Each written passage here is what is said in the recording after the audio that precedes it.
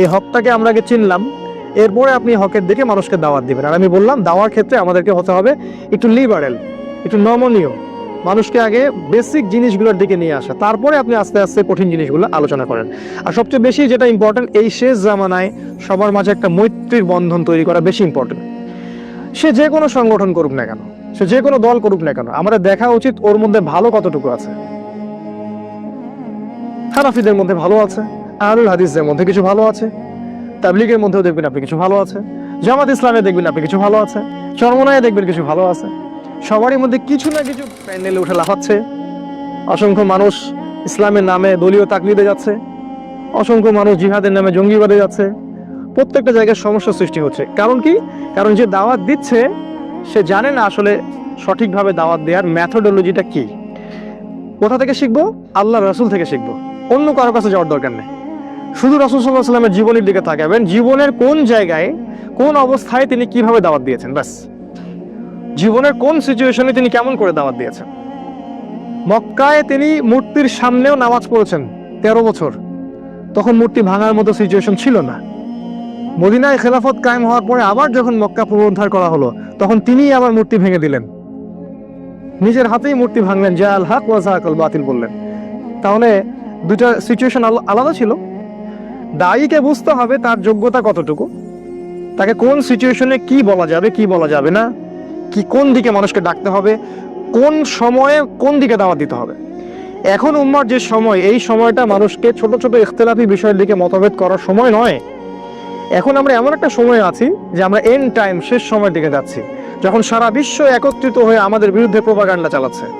আর এই সময় যদি আমরা বিভিন্ন দলে উপদলে ভাগ হয়ে থাকি, তাহলে আমাদের ওই যে হাওয়া বেরিয়ে যাবে, আল্লাহ পাক সূরা আনফালে বলেছেন, বাতাস বের হয়ে যাবে, হাওয়া বের হয়ে যাবে, তোমরা পাগুলো স্থলিত হবে, এক ভাইকে মারবে আর এক ভাই হাসবে, এক ভাইকে মারবে আর এক ভাই হাসবে, বলবে আমাকে তো মারে নাই, আমার দলকে তো কিছু বলেনি, সমস্যা নেই। তো বোকা বুঝতে পারেনি যে পরে ওর কাছে ওরা আসতেছে। তো এটা হবে। তাহলে হকের দাওয়াত দেওয়ার আগে আমাদেরকে হকটাকে চিনতে হবে, হক চিনতে হবে, এবং এর উপরে আগে নিজেদেরকে দৃঢ় থাকতে হবে, তারপরে গিয়ে আমাদেরকে অন্যকে দাওয়াত দিতে হবে। এবং দাওয়াত দেওয়ার সময় আমাকে পরিবেশ পরিস্থিতি এবং সময় বুঝতে হবে, কোন সময়ে কোন প্রেক্ষাপটে কিসের দাওয়াত দিতে হবে। এবং এই দাওয়াত দেওয়ার সময় হতে হবে মানুষের সাথে নরম, উদার। একটা মানুষ এখনো ইসলামের বেসিক কোনো বিষয় জানেই না, ধরেন সে সলাতই আদায় করে না, এখন আপনি কি সবার আগে ওকে সলাতের দিকে ডাকবেন, নাকি ওকে আপনি বুকে হাত বাঁধা শেখাবেন? কি করবেন বলেন তো? আপনার বুদ্ধিমানের কাজ কি? অ্যাটলিস্ট তাকে আগে সলাতের দিকে তো ডাকবেন। সে নামাজ পড়তেছে মাশাআল্লাহ, এখন নিয়মিত জামাতে আসে, মাশাআল্লাহ হৃদয়টা পরিবর্তন হচ্ছে, আস্তে আস্তে আস্তে আস্তে আপনি ওকে মাসআলাগুলো বোঝান। আমরা কি করি? আমরা প্রথমে আক্রমণ করি, যেখানে যাই এটা ঠিক না, ওইটা ঠিক না, আপনার এটা ভুল হয়েছে, আপনার এটা ঠিক না। এতে করে কি হয়?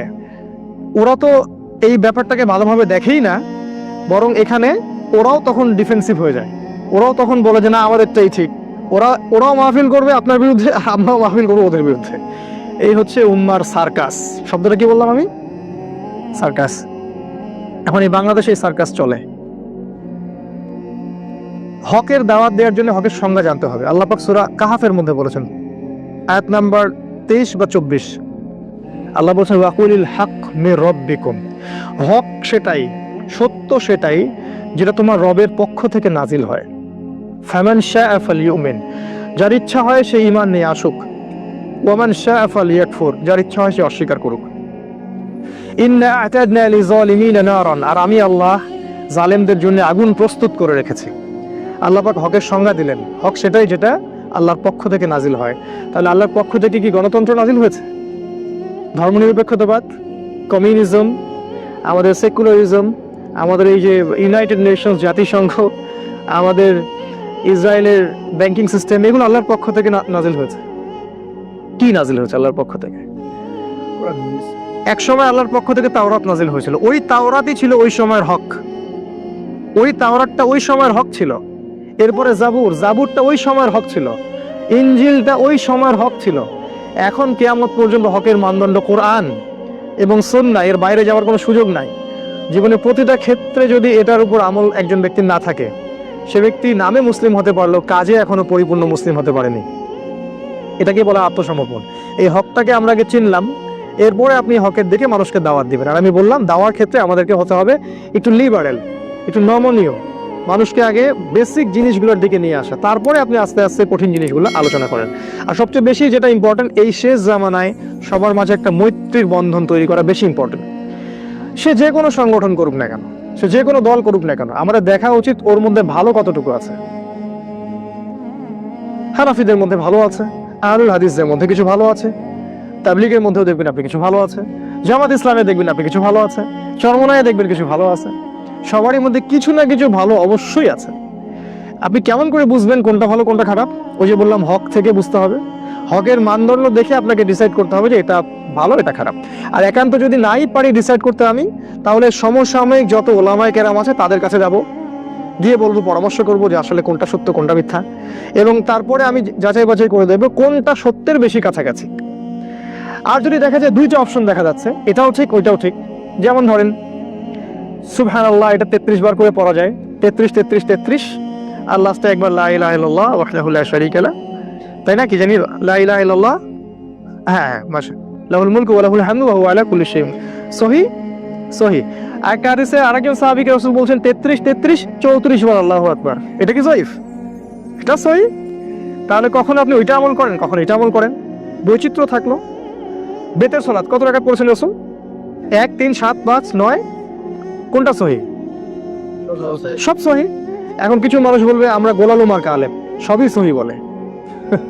এক জায়গায় এই কথাটা বলে আসলাম মিঠাপুকুর জায়গিরহাটে, তো পরে একজন খুবই খেপে গেছে আমার উপরে, খাবার টেবিলে আমার উপর খুব আক্রোশ ঝাড়লো, বললো যে আপনি গোলালু মার্কা আলেম, আপনি সবগুলোকে সহি বললেন।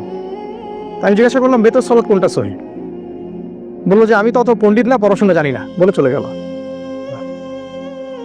এই যে আমাদের আচরণগত সমস্যা, এটা কারণ আসলে অজ্ঞতা এবং আমাদের সব নলেজগুলো না থাকা। এরকম প্রতিটা মাসালা আপনি দেখবেন, ওই যে পায়খানা করতে বসা থেকে শুরু করে ঘুমানো পর্যন্ত যতগুলো আমল আমরা করি, প্রতিটা আমলেই একাধিক অপশন আছে।